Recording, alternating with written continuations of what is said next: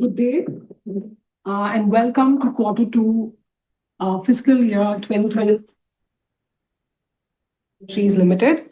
I'm Aishwarya Sitaram, and I'm part of the Dr. Reddy's investor relations team.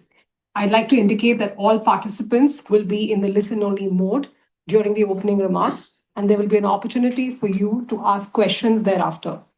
Should you need any technical assistance during the call, please use the chat function in your Zoom application.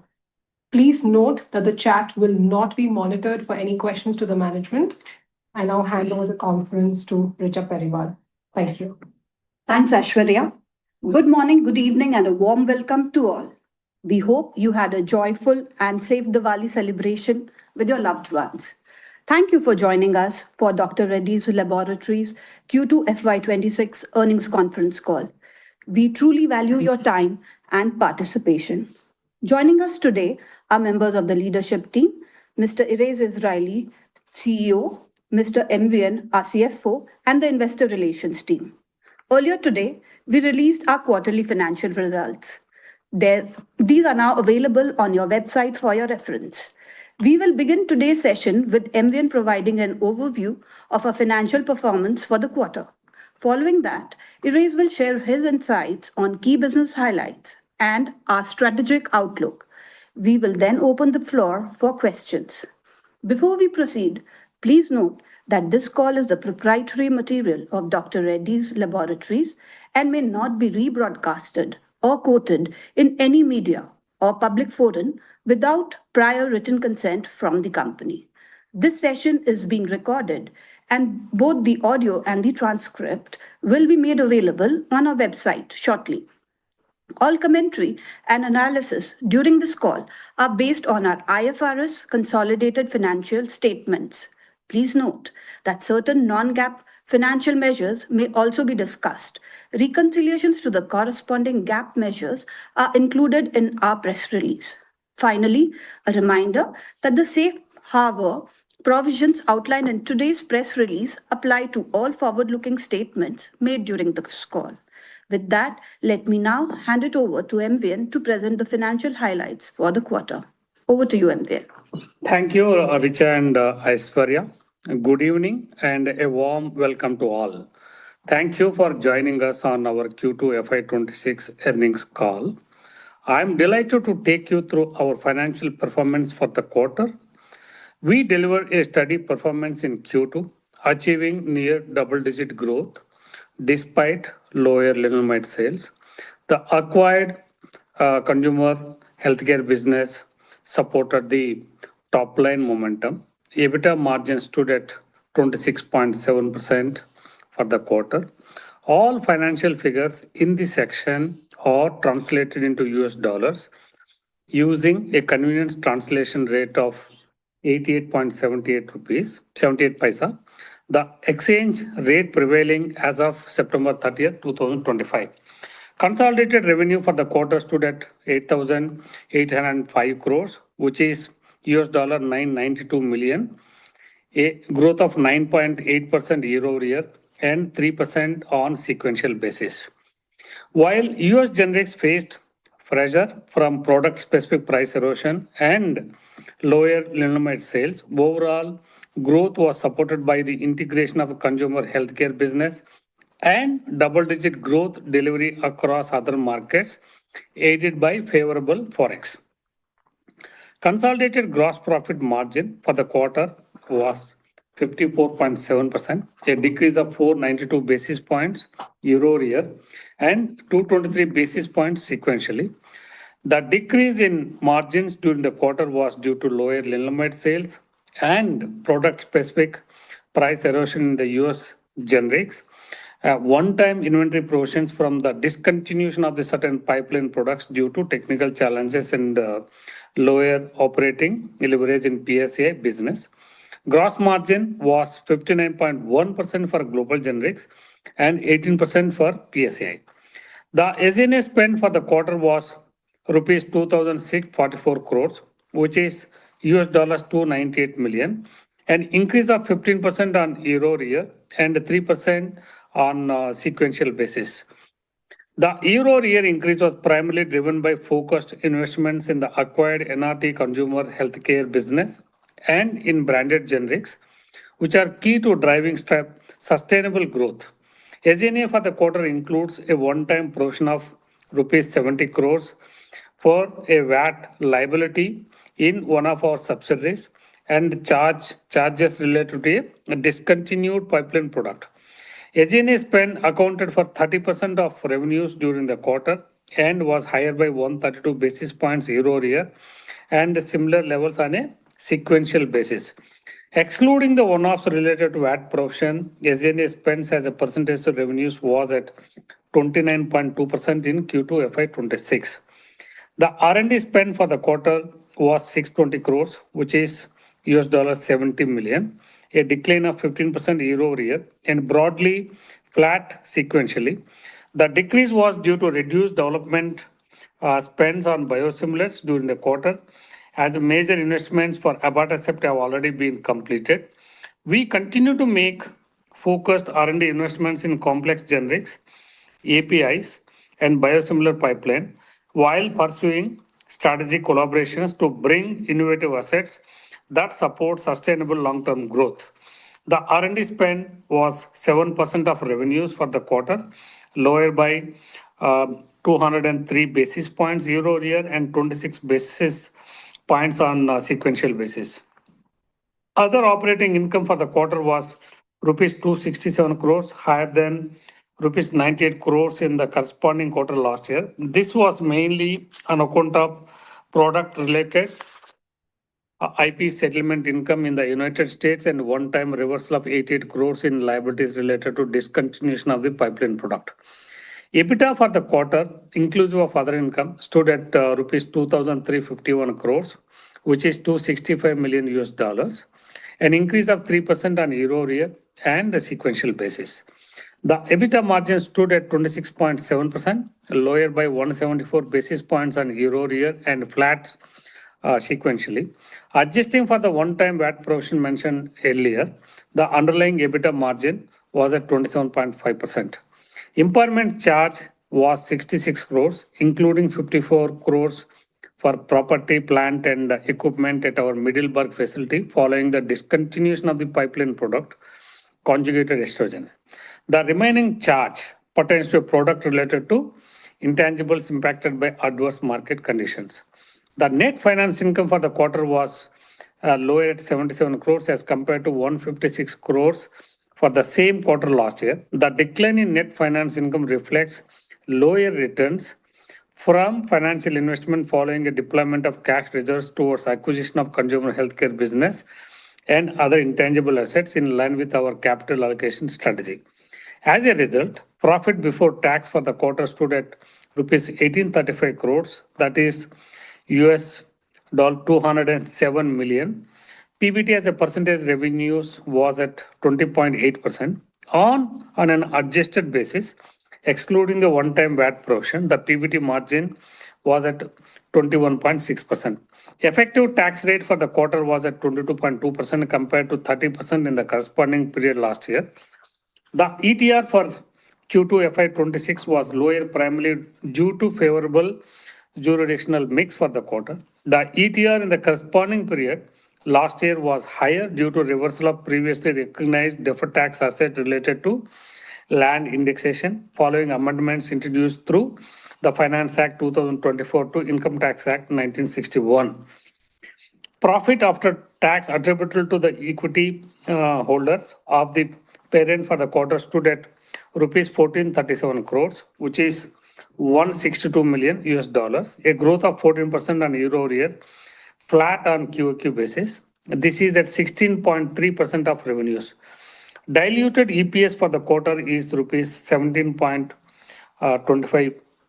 Operating working capital as of 30th September 2025 was rupees 13,331 crores, which is in $1.5 billion, an increase of 3 crores, which is like a $0.4 million over 30th June 2025.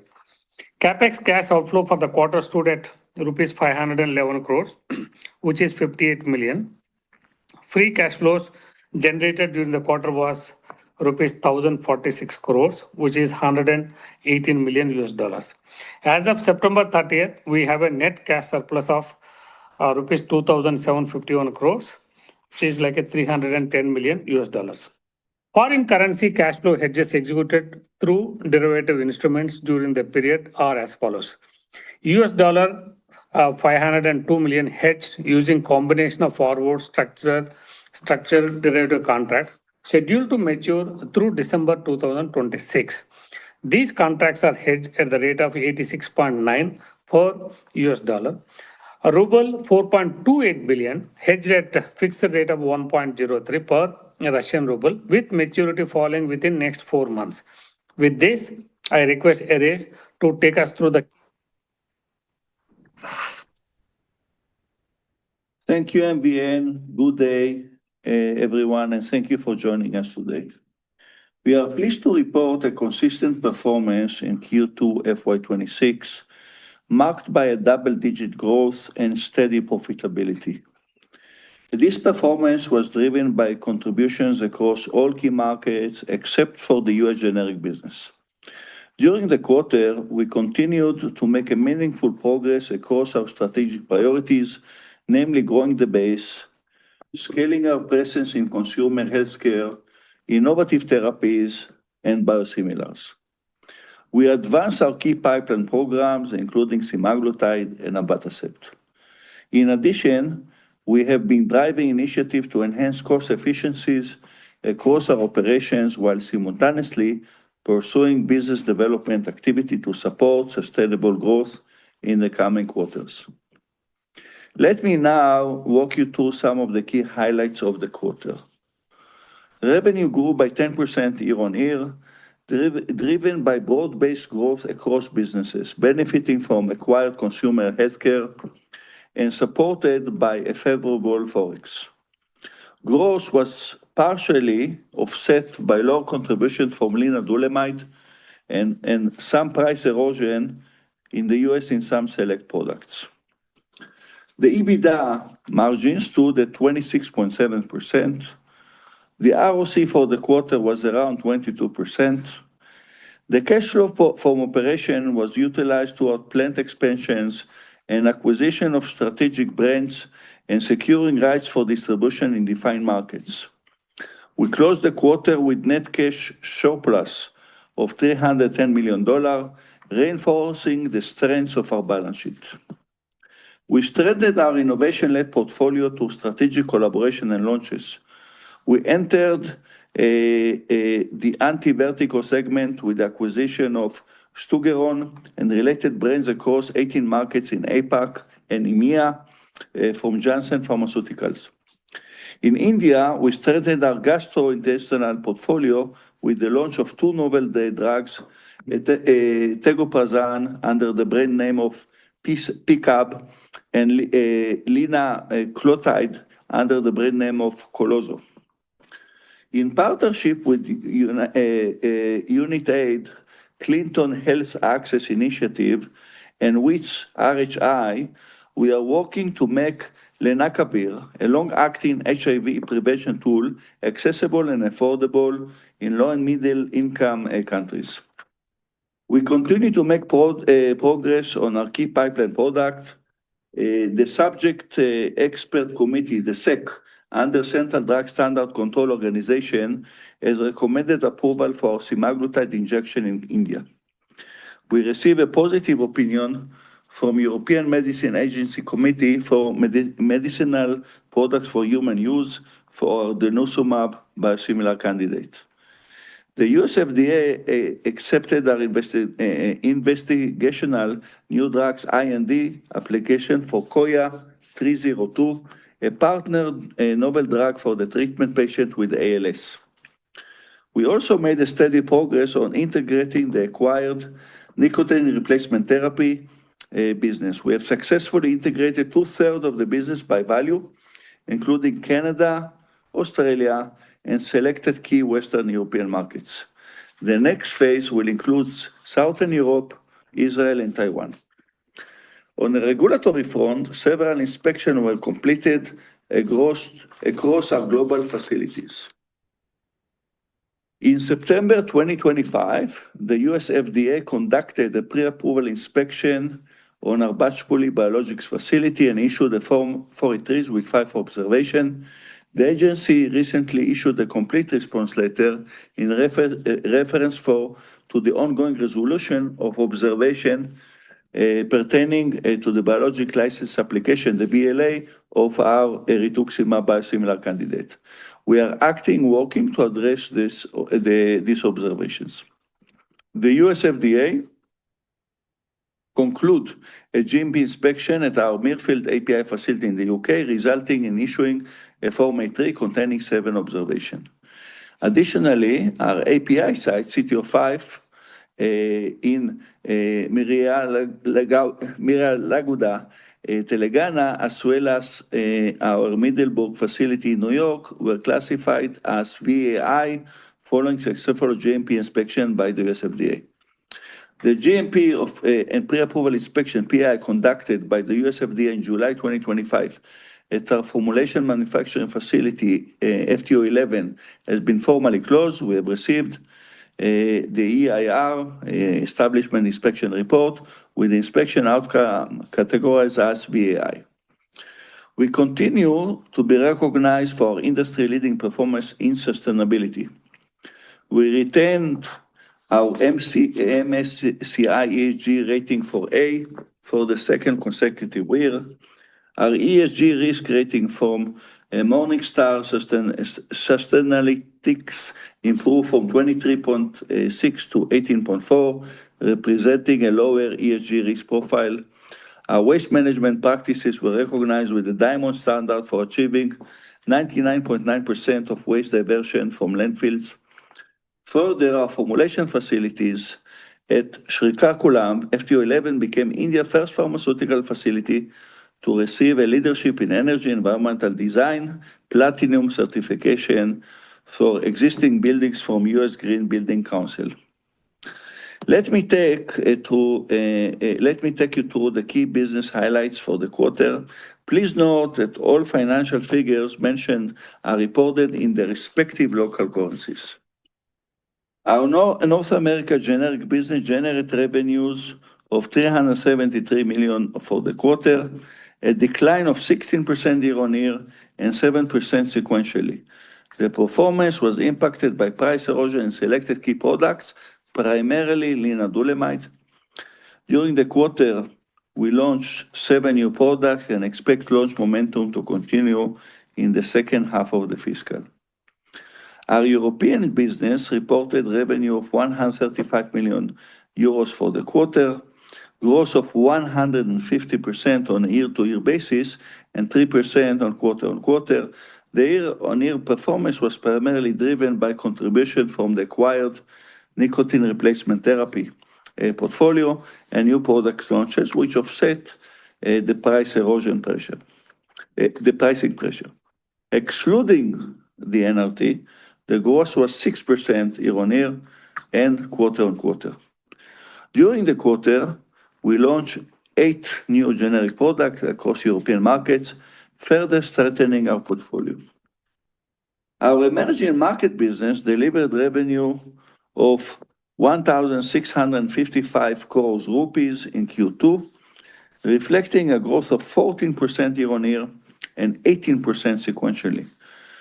Growth was primarily driven by new product launches across market and aided by favorable Forex. During the quarter, we introduced 24 new products across multiple countries, reinforcing our commitment to expanding access and strengthening our market's presence. Within this segment, our Russia business delivered a growth of 13% year-on-year and 18% sequentially in constant currency terms, despite prevailing macroeconomic challenges. Our India business reported revenues of 1,578 crores rupees in Q2, delivering a double-digit year-on-year growth of 13% and 7% increase sequentially. This performance was driven by contribution from new product launches, improved pricing, and higher volumes.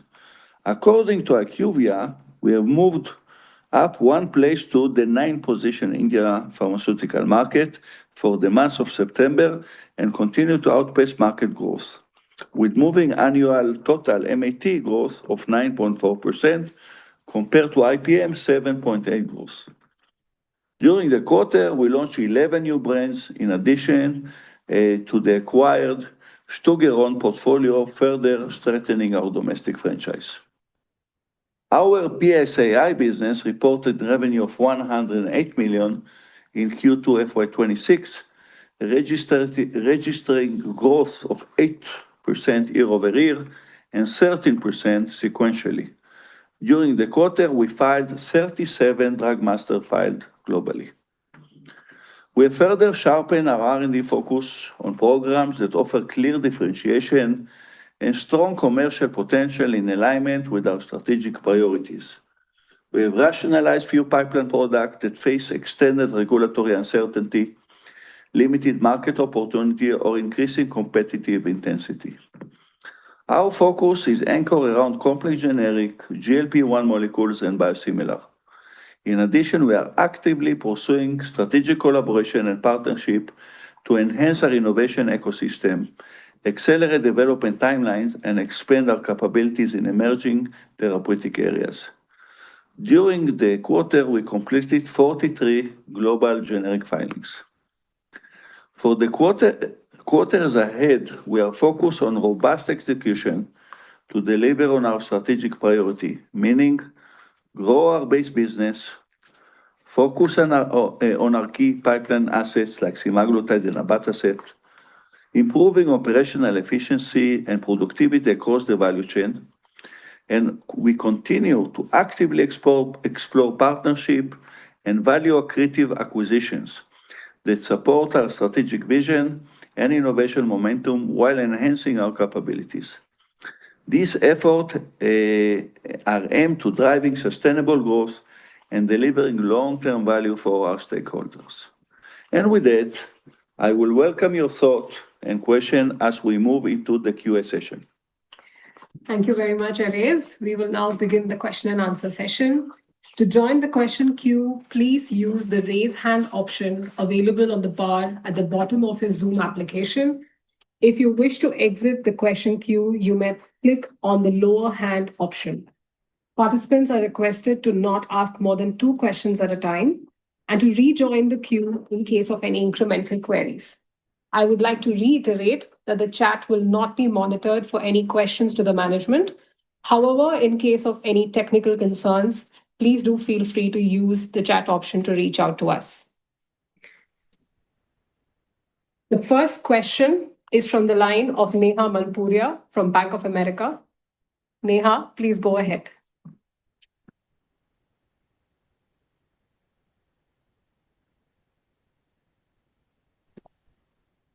Yeah, thanks so much, Aishwarya. Good evening. My first question is on the US business. While I know you talked about product-specific erosion and rev limit quarter on quarter, should we expect any rev limit at all in the third quarter? And second question on the US business, we've seen a product discontinuation this year. Last year, we saw Novarine being discontinued. We continue to spend a fair bit on R&D. How should we think about the US product pipeline? Because if I look at Reddy's approval history, while we have got a fair bit of approvals, we haven't really got any meaningful large launch approval outside of Revlimid, and probably Vascepa was the last one that I can think about.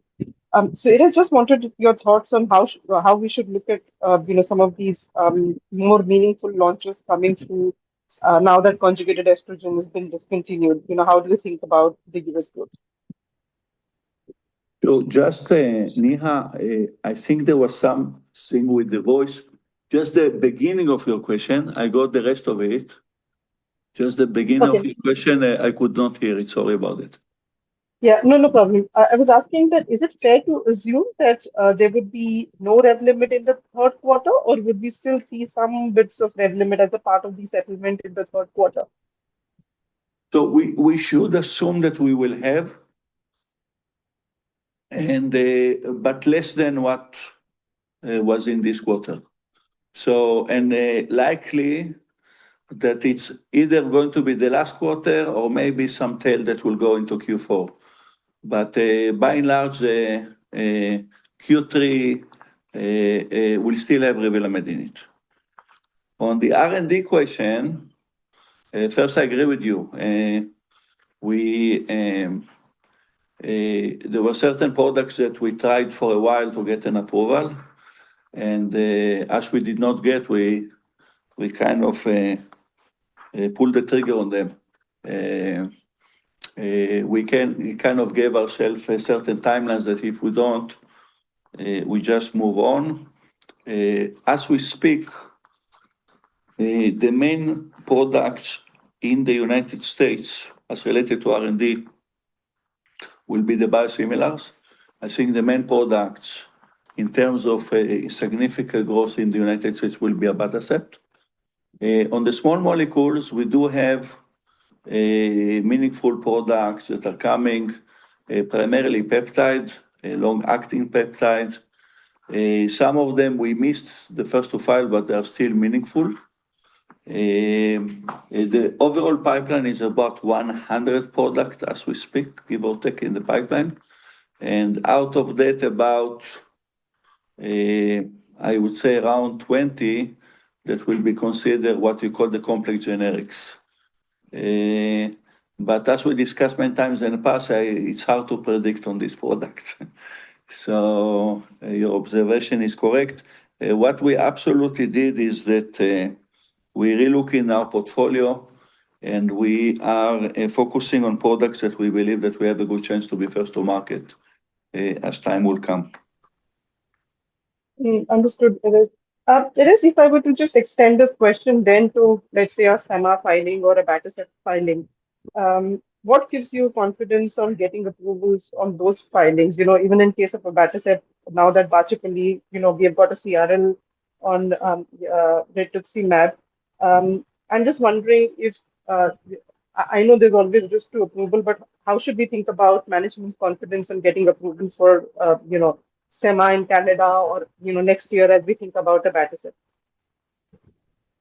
So on abatacept, let's start with abatacept, I'll go to SEMA after.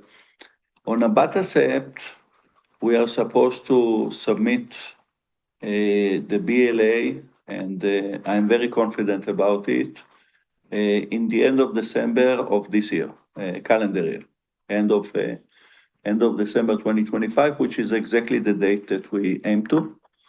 Here I have a high level of confidence.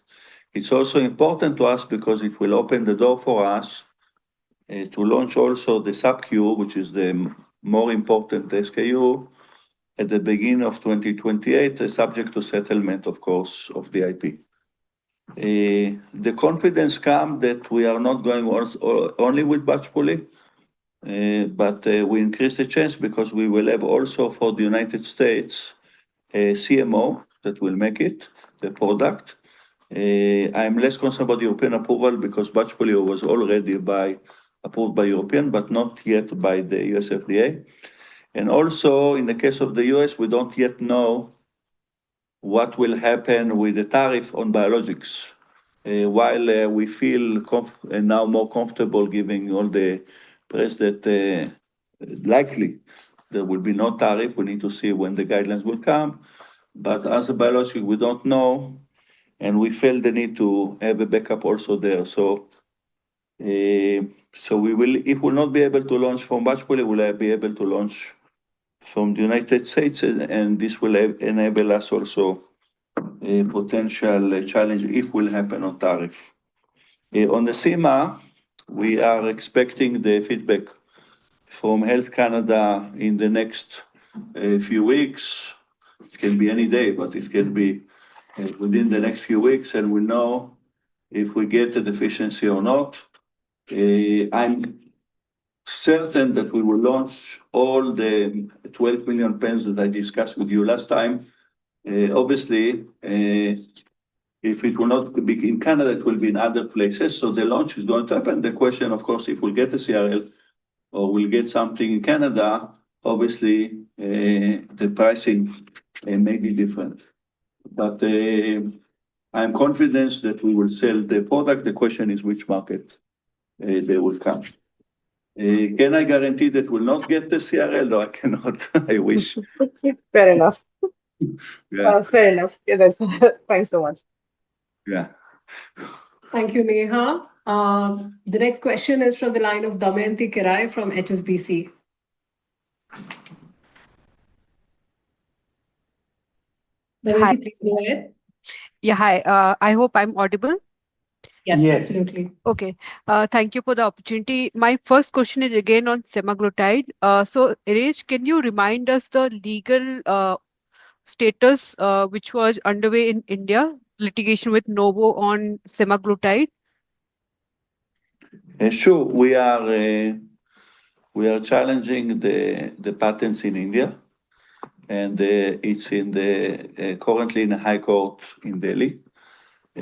All the hearings were done, and we are waiting for the decision of the judge. We don't know exactly when she will submit her decisions, and likely that whoever will not like the decision will appeal. So likely that it will continue after. But at this stage, the hearing are done, and we are waiting for the outcome of the decision of the judge. And sure. And just to clarify, this outcome should not be impacting your plans in the ex-India market, right? The markets outside of India. Depends what will be the decision of the judge.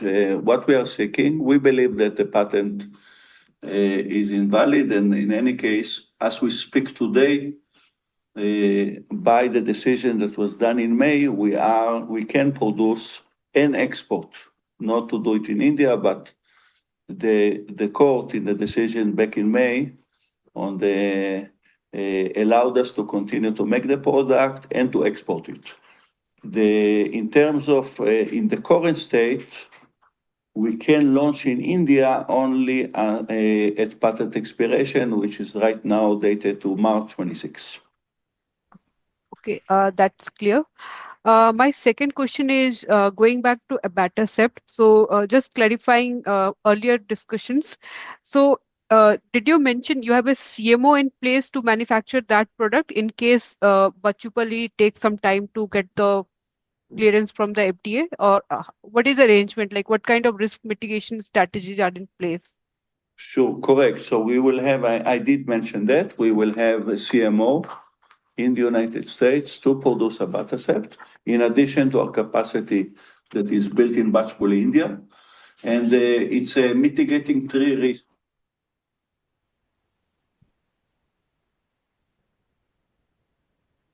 Hello.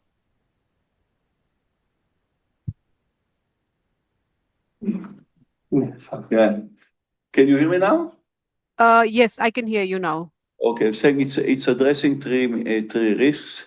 One is in a case that there will be, again, CRL or any regulatory challenges that we will be able to launch from already approved FDA site in America. Second, if there will be any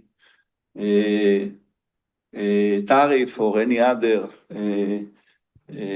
potential restriction or regulatory burden as it's related to make or sell biosimilar in the United States. And the number three, to increase capacity. It's allowing us more capacity in a case that we will get a nice market share. So we're absolutely going with the CMO option in the United States. Okay, that's helpful. And my last question is for semaglutide, I understand you're working on your in-house fill and finish capacity. So can you share the update on that project? It's going on. It will not impact the launches in the next 12 months because by the time that we will have to submit and qualify it, it will be post-approval in all the countries. So are working with the partner that we have today. This is the famous 12 million units that we discussed in the past. This is still relevant, maybe with some upside, but right now I think we are about the same range. And this will happen with the current partners, but we will have 2 cartridge lines in FTO11, and this will be significantly expanded capacity to many, many more millions. But let's see that let's say in that respect, it can go to even up to 50 million, but it's all theoretical at this stage. It will be relevant not for the next 12 months, but for the period after that. Sure, that's helpful. I'll get back in the queue. Thank you. Thanks, Damayanti. The next question is from the line of Dr. Bino Patiparampil from Elara Capital. Bino, please go ahead. Hi, good evening, all of you. First question on the India market, India business. You had a strong growth in the quarter. Is there anything in particular that helped you? And was there any impact related to the GST disruption in the quarter? Yeah, so we managed well the GST. So the GST was not a significant obstacle for us. We managed it well. It's just execution of our strategy, the way we discussed it for many quarters. We identify the therapeutic areas that we want to focus on, and we made several inorganic moves to buy brands that allow us relevant access, so as well as licensing of innovative products, and just working well, and it's likely to continue. We said all along that we believe that innovation will allow us to outpace the market, and we feel very, very comfortable now about that strategy. I think more and more people see that now. Understood. You have recently done this acquisition of the Stagiron brand from Janssen. Could you give some idea about what sort of revenues does that business have in its acquired form?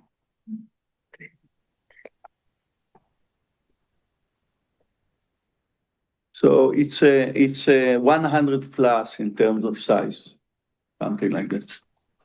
$100 million? No, 100 CR. 100 CR. This is in India. Yeah. India together. Yeah, India and India. That is India. Okay. It's India and emerging markets put together. Is 100 CR. And for that, if I'm right, you paid 15 million US dollars. Correct. Okay, understood. And any benefit of that in the growth for the quarter? Is some 20 days of that part of India business? Not much. No, it was very Insignificant. Yeah, you can take it as no real impact. Got it. And my last question on the margin outlook beyond Revlimid. Of course, we keep asking this every quarter. But if you look at current quarter, even with lenalidomide, if we remove the other income from the EBITDA margin, it is below 23%. And with lenalidomide further coming down in the next quarters, it may fall even further. So do you still fully stick that for full year FY27, you will get back to 25% EBITDA margin? I'm not sure how did you get to the 23%. I'm aware of 26.7%. But never mind. Yeah, absolutely. Lenalidomide is with higher margin. Everybody knows that. And actually, it's impacting and anticipating that we are discussing for 4 years. We knew exactly when Lena is going to go.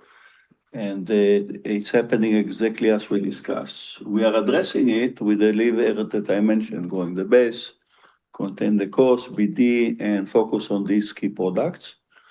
I absolutely believe, and I'm maintaining it, that in the next 2 years, we will absolutely get back to the growth and to the margins. The question is, what will be the journey in this point of time. The more SEMA we will have, the more growth we'll have, the more BD we'll have, we can actually do it much, much faster. So we are maintaining our commitment for the margins. We are maintaining our commitment for growth. The question is, what will be the scenarios between SEMA, Bataset, and BD primarily? And of course, because on the levers that we can control better, we are very confident that this is the base and the cost. Understood. Thank you. I'll join back. Thank you. Thanks, Bino. The next question is from the line of Sayan Mukherjee from Nomura.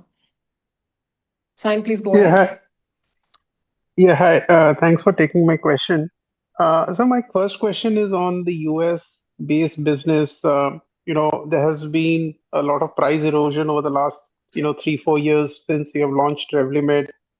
How is the base today versus, let's say, before Revlimid? Is it up, down? If you can give some color so that we get a sense where we should, assume the number post Revlimid.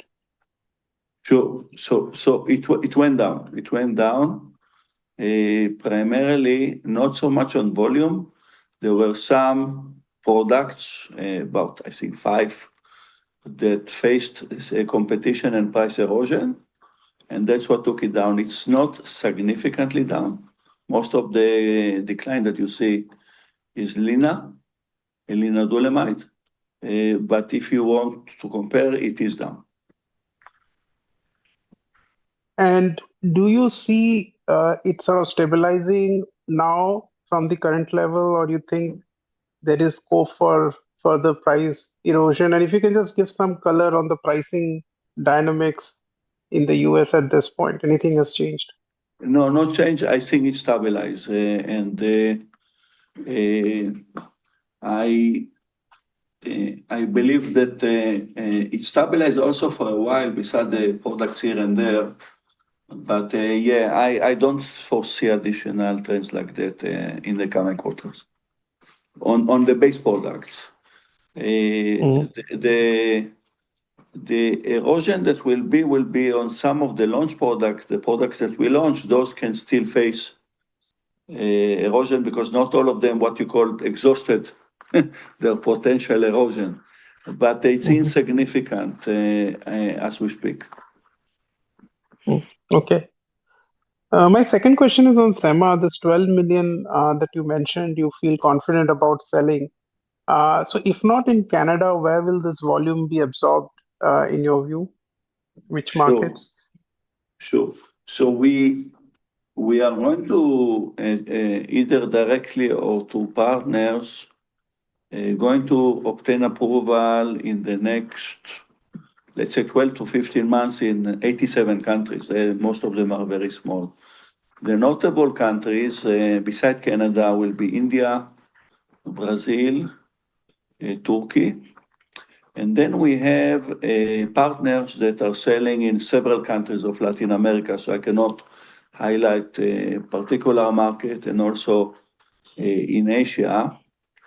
We have also B2B partners that also preparing their own launches, and we have partners on both the API as well as endorsement. So I believe that that the main markets that I mentioned can take, let's say, the lion's share of this quantity. Depends, of course, on the success and how and the date that we'll actually launch. And the rest will be taken by the B2B parties. Also, the markets that I mentioned are divided to 2 types of countries, the COPP countries and the non-COPP countries. So it will be a certain sequence in which it will come to play. So far, and in the demands that we have already just the orders that we are discussing. It gives me confidence that if the approvals will come, that we'll be able to sell that, yes. And Irez, if I can just add, like this is for 2026. Now, what about 2027? How does this 12 million move up in 2027 in your estimate? So it can move up even to, for sure to 15, but it can move up even further than that, depends on the evolution of the product. And the qualification of FT11, which will significant ramp up the capacity, will be in, toward the second half of 2027. I'm talking now calendar, not FY. Understood. Yeah, thank you. I'll join back. Thanks, Aaron. The next question is from the line of Madhav Martha from Fidelity International. Madhav, please go ahead. Hey, good evening. Thank you so much for your time. I wanted to understand a bit on the, I think we've delivered double-digit growth in the ex-US markets. Are we confident of maintaining this trajectory over the next 1 or 2 years? That's my first question. Yes, very much so. Okay. And could you highlight any key drivers? Like, do we have like new launches lined up, or what can help that steady growth? Because India, especially 13% was quite a good number. So ahead of market. So just wanted to understand what could drive. Is it, yeah. So each one of the markets, we have different drivers. So if you want, I can highlight the markets for you, the main markets. In Europe, it's primarily a combination of the NRT business, the leverage of the US portfolio, in which the pipeline is coming up, and the launch of biosimilar rituximab, denosumab, and bevacizumab that we had in the UK. In the case of India, it's obviously it's primarily our inorganic move that we made on innovation and the acquisitions of brands that we did, in addition to a normal growth that we had on the legacy pipeline. So I always mention that in India, our legacy pipeline will be like the market, and what we are adding value is in the places in which we are bringing products better than the standard of care. This is the strategy. And now that we accumulate enough of those, it's starting to be shown. It took us, as I'm sure we all remember, quite a few years to build that. In emerging market, it's primarily, again, leverage of the generic business, especially on injectable and oncology, as well as biologics. All of our biologics going to emerging markets, and in each one of them, we have, depends on the market, selective innovation that we also license as part of our deal with India. In the case of Russia, it's primarily our legacy brands, as well as some licensing and acquisition that we made in Russia on both the OTC, as well as the RX. API is primarily the focus on peptides, and on both, there is also a lot of demand for the peptides on the API side. I hope I covered all the markets for you. If I forgot something, please.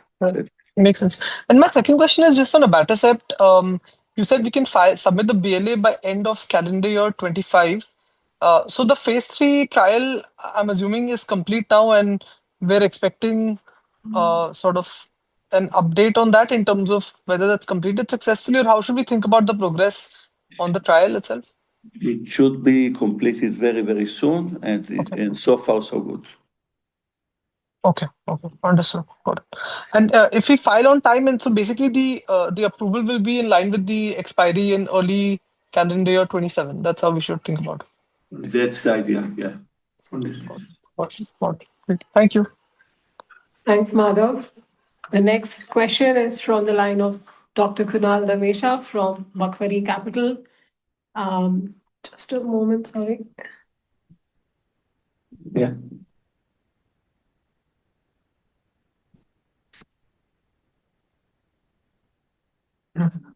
Hi, can you hear me? Yes, Kunal, please. Yeah, hi. Thanks for taking my question. Just the first one on abatacept. So basically, the first filing that we'll do would be for IV version, right? Correct.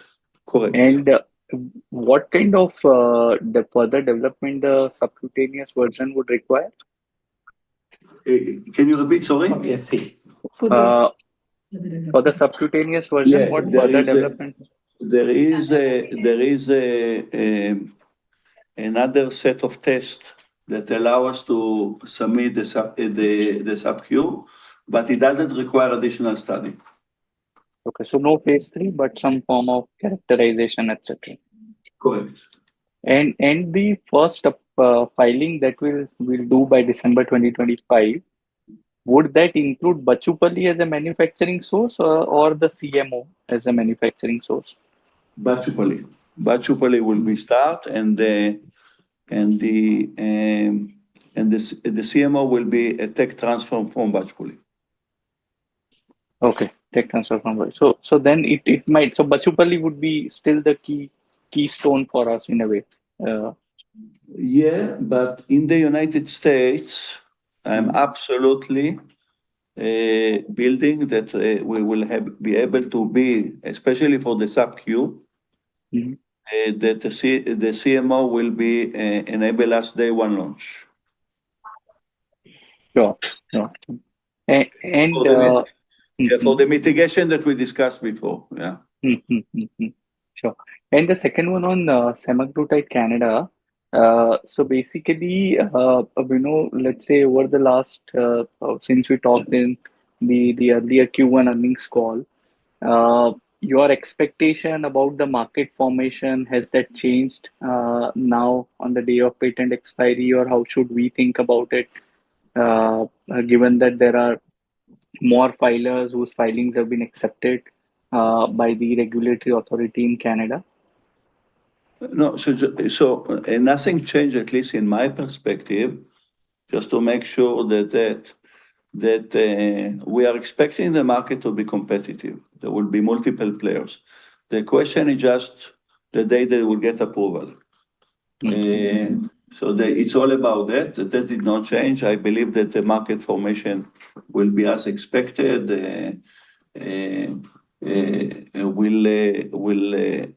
Once there is an approval, there is an application for reimbursement, and according to the rules in Canada of the pricing, that's how the market will play. So nothing changed in the way I think the game will be played. It's about obtaining approval and obtaining a good outcome from the litigation in India. Sure. And lastly, on India, for SEMA, when I look at, we have basically conducted trial for Ozempic and Rybelsus. So does that enable us to launch the weight loss version, which is Wegovy generic as well? For Wegovy, we'll have to have an application by itself. We'll have to. It would be a separate application. It will be separate. Okay, perfect. Thank you and all the best. Thank you. Thanks, Kunal. The next question is from the line of Tushar Manudhane from Motilal Oswal Financial Services. Tushar, please go ahead. Yeah, am I audible? Yes. Thanks for the opportunity. Sir, just on steady, robust traction of biologics across European markets and Indian market, if you could just highlight how much has been the total biologic sales across different markets on an annualized basis till date? Sorry, something in the voice is too low. Sales. Just to make sure, you ask how our sales evolve in India and Europe? That's what they ask. The question is? So biologic sales, cumulative biologic sales across different markets. The market or us? Sorry, I'm not. Our sales. Yeah. So we launched in Europe. Hopefully, I'm answering correctly. We launched in Europe bevacizumab and recently rituximab in multiple countries, and we will increase the numbers of the countries as time goes by. And this is after we got the approval, the recent approval for rituximab for Europe. In India, in emerging market, we were always there, so it is going well. The main program that we will launch in Europe will be the denosumab and abatacept. This is the main pipeline. The same products obviously will be launched in Indian emerging market, But in India, we'll also have Pembro as well as Nivo. So that's right now the plans in those countries. Got it, sir. And so with respect to rituximab, now that we are thinking of having a CMO, so will that require, let's say, at least the stability data from CMO side, and hence maybe more time to sort of get through the regulatory process? The CMO that I mentioned is for abatacept, primarily for the sub-Q, and it will require a tech transfer as well as stability. But we believe that we will be able to be ready for the big quantities, which will be in the beginning of calendar 28. So we should be good by then. Understood. And just lastly, on the PSAI segment, where there has been improvement in the gross margin quarter-over-quarter, while we are still lower than the historical gross margin. But if you can just help understand in terms of the current gross margin and how to think about it over the next 1 to 2 years. So we expect, I think, going forward, PSA gross margin the range of 20 to 25%. Compared to 15% currently, right? No, this quarter is 18%. And because I think here, based on the product mix and then I think leverage of all the overheads and everywhere, I think the range you can expect, I think, going forward, 20 to 25% PSA gross margin. Got it. And you also, there was an earlier comment of peptide sales within PSAI. So if you could quantify how much has that been? So we build a capacity of up to 800 kg. Naturally, we are not even close right now to this level. And right now it's very small, but it will grow as it will come. Got it, sir. Thank you. Thanks, Tushar. The next question is from the line of Kunal Randeria from Axis Capital. Kunal, please go ahead. Hi, good evening. So firstly, I would like to understand how your R&D will take shape, given that you're developing a few biosimilars like pembrolizumab and daratumumab. And of your R&D budget, how much you would be earmarking for, biosimilars and origin. So basically your non-generic business. Sure. So just to clarify, daratumumab, we are not developing. It's a product that we license from Henlius, from a Chinese company. The Denosumab was developed by Alvotech, and we have a partnership with them. And so in that respect, the main products that are done internally is still abatacept that we basically finished the clinical of it. As you can see, the R&D is about 7% right now of the sales, and likely that it will stay in this range for now. Sure. Thanks for that. And secondly, again on semaglutide, so do you foresee a situation where the market may not turn out to be as favorable as you think in Canada? Because, besides the number of filers, which are increasing by the day, there are perhaps risks, let's say from a compounding pharmacy, which is intending to enter Canada. And even the innovator has seen volume pressures in several markets. So, there might be a situation where they are aggressive on pricing. So is there a risk of the market deterioration? First of all, I mentioned all along, I think that Canada market will be competitive with multiple players. So I also, in 33 years that I'm in pharmaceuticals, I learned not to forecast launch. I always mention that it can range from 0 to many, many millions of dollars. So, but yeah, to answer is, I anticipate that Canada is going to be very, very competitive. Sure. Sorry if I can. I anticipate that Canada will be very, very competitive as players will get an approval. Right. And if I can, if you don't mind, ask, is there, I mean, any particular price erosion, that we can see from the current levels, maybe 85% kind of price erosion that will eventually settle down to? I have no clue. I wish I do. All right. Thank you. Thanks, Kunal. Participants are requested to restrict the number of questions to just one to ensure that everybody in the line gets an opportunity to interact with management. The next question is from the line of Vivek Agarwal from Citi.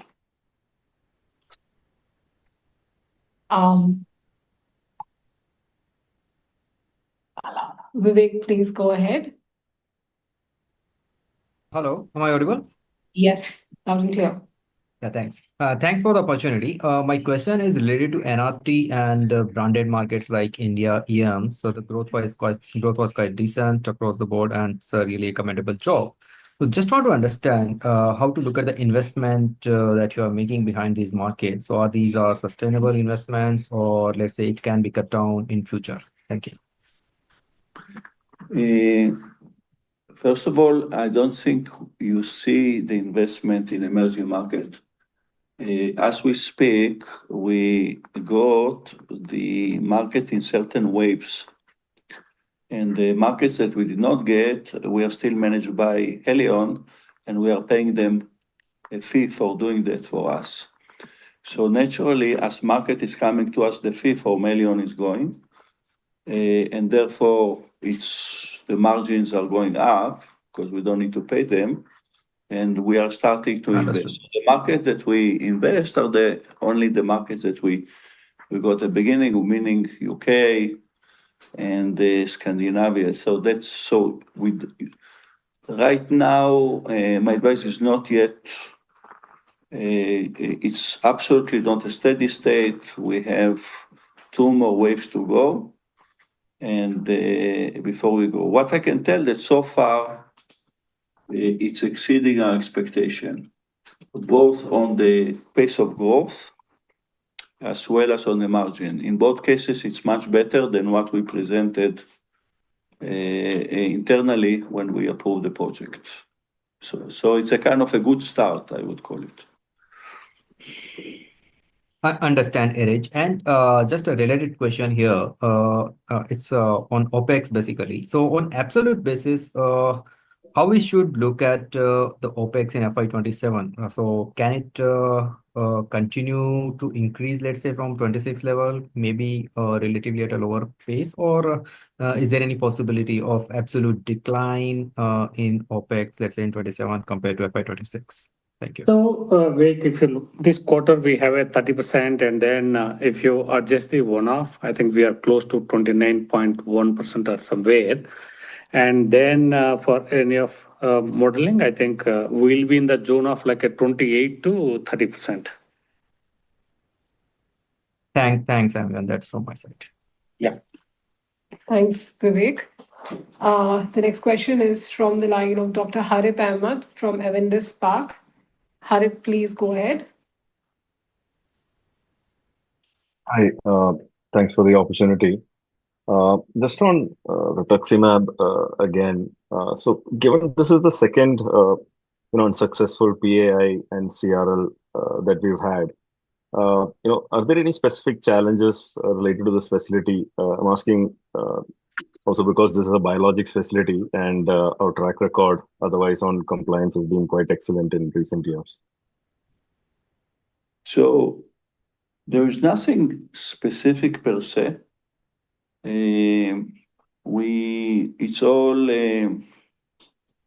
It's obviously as this is a sterile plant, we got queries that are related to that nature of the site. We believe it's addressable. In a case that they will come with another set of questions, what we will do is that we will submit. We have an alternate line as a backup, which is FFF2, that we feel that FFM2 is the fill and finish, sorry, for those that are on the line. So we may need to move the product from one line to another in a case that it will not come well on the first one. So it's primarily related to the fact that the first line that we have, FFM1, is some of the design of it raised those queries. And also last time, we are addressing it, but if it will not work, we'll have to move to FFM2. I'm not worried on the not getting approval. I'm certain that we'll get approval. Just to remind all of us, rituximab for us was deliberately chosen in order to start the regulatory process on time to make sure that by the time that abatacept will come, batch will face those kind of stuff, and it's serving its purpose, and hopefully we can resolve it soon. Okay. A quick one on tocilizumab biosimilar. It's been a while since we got an update on that one. Can you share the status of that program? We are not planning to have it as a global product. Okay. Thank you. We will have it only for India. Yeah. Okay. Yeah, and then one quick, follow up on the previous question. The cost reductions that we've alluded to in the past, around 500-600 basis points of reductions. Are these reflecting to a small extent in the first half numbers, or should we wait for the coming quarters for this to actually show up in the numbers? Yeah, I believe so. You can see that despite the fact that Lina is going down, we are maintaining our reasonably our numbers. So it's absolutely a reflection of those mitigations. Of course, the full force of it will come as quarters will come. And we also share the number. So we believe that with SG&A of around 28% and R&D of around 7%, it comes to the famous 5 to 7 that was said, and there is even opportunity for more if we need to. So we maintain that we are very, very sensitive to the margins, and naturally we're discussing it every time, and we will absolutely be very disciplined on those. Thank you. That's all from me, sir. Thank you. Thanks, Harit. The next, in the interest of time, we will restrict the questions to the next two speakers. Next is Gautam from Leo Capital. Gautam, please go ahead. Hi, good evening. My question was on the GLP-1. Do you only plan to do fill and finish, or do you also manufacture API drug substances? How much manufacturing capacity do you have, and which are markets are we targeting for this? So we have CT06 making the API. I mentioned that the overall potential of all the investment that we put can reach even 800 kg, but we are very, very far from this output at this stage. We don't need also. Just that, but we are preparing it not just for semaglutide and liraglutide, but also for 40-something peptides that we identified, and we are going to develop either by ourselves or with the partners in the next coming years. So right now we will have sufficient capacity for the demands that we'll have for the liraglutide, semaglutide, and the submissions to the relevant authorities of all the peptides that will be off patents, including tirzepatide. That will be obviously an R&D project, but it's very important to submit it in the relevant markets. And we are also making the product. We are planning to make it in FQ11 and also with the partners. In general, the approach will be that we will have for every important product in-house capabilities as well as partnership capabilities for all kinds of risk mitigations. Okay, so can you just expand on the fill and finish also? What's the capacity we have and the status on that, and the markets we are supplying for that? I think we discussed it. We have 12 million pens for the semaglutide with the partner.